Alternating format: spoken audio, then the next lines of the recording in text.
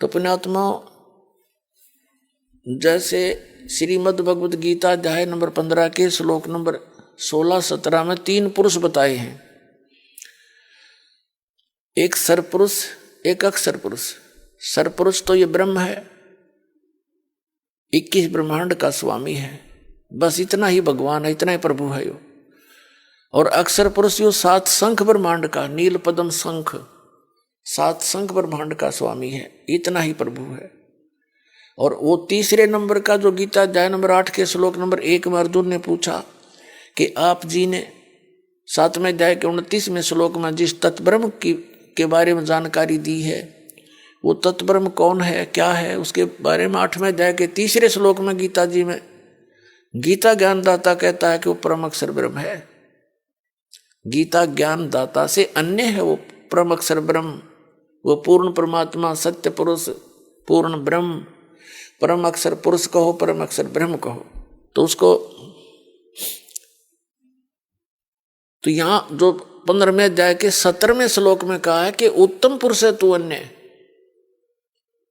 16वें श्लोक में 2 पुरुष बता दिए, सरपुरुष और अक्षर पुरुष, और इनके अंतर्गत जितने भी प्राणी आते हैं वो सभी, ये भी इनके अंतर्गत जितने प्राणी वो सभी नाशवान हैं, लेकिन आत्मा किसी की नहीं मरती, वो तो विषय अलग है, गधे की भी ना मरती होता है। फिर 15वें अध्याय के 17वें श्लोक में कहा कि उत्तम पुरुष है तू अन्य।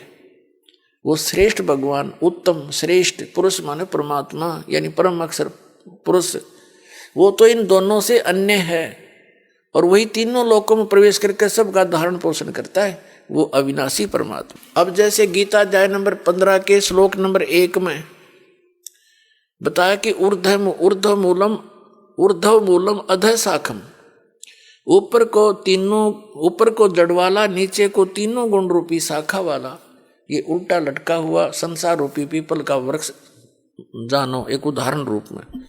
तो जो जड़ है वो तो परम अक्षर ब्रह्म है। कबीर परमेश्वर जी ने स्वयं आकर अपनी जानकारी आप पर बताई। अक्षर पुरुष एक पेड़ है, निरंजन यानी सरपुरुष वा की डार, और तीनों देवा शाखा हैं ये पात रूप संसार।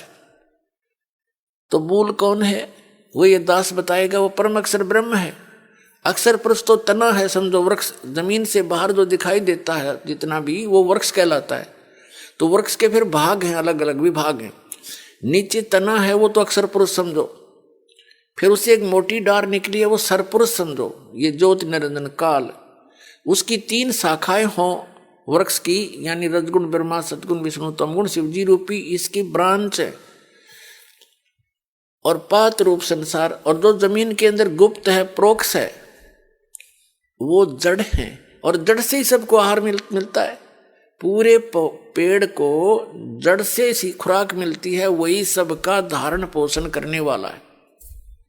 तो गीता अध्याय नंबर 15 के श्लोक नंबर 17 में कहा कि उत्तम पुरुष तु अन्य परमात्मा इति उदाहरते। ये लोग तेरे में आविष्य विवर्ती, वो तीनों लोकों में प्रवेश करके सबका धारण पोषण वही करता है, वो वास्तव में अविनाशी परमात्मा है। तो पुण्यात्मा, ये एग्जाम्पल बहुत गजब का है। उल्टे लटके हुए संसार रूपी वृक्ष का जड़ से ही पूरे विश्व को, यानी पूर्ण परमात्मा से ही पूरे विश्व को सब कुछ मिल रहा है। जो भी आपका वर्क डन है वो भी वहीं से मिल रहा है। अब जैसे कोई नौकरी करता है गवर्नमेंट की, वहां उसने दिहाड़ी करी, उसकी तनख्वाह बनी, कैशियर के पास आ गई, ट्रेजरी में आ गई, उसने दे दी उठा के, आपका वर्क डन था। अगर आपने नौकरी ना कर रखी हो, हाजिरी ना लग रही हो, तो कैशियर ना दे चवन्नी, तो ये भगवान तो कैशियर समझ लो, ब्रह्मा विष्णु महेश्वर उस परम पिता के।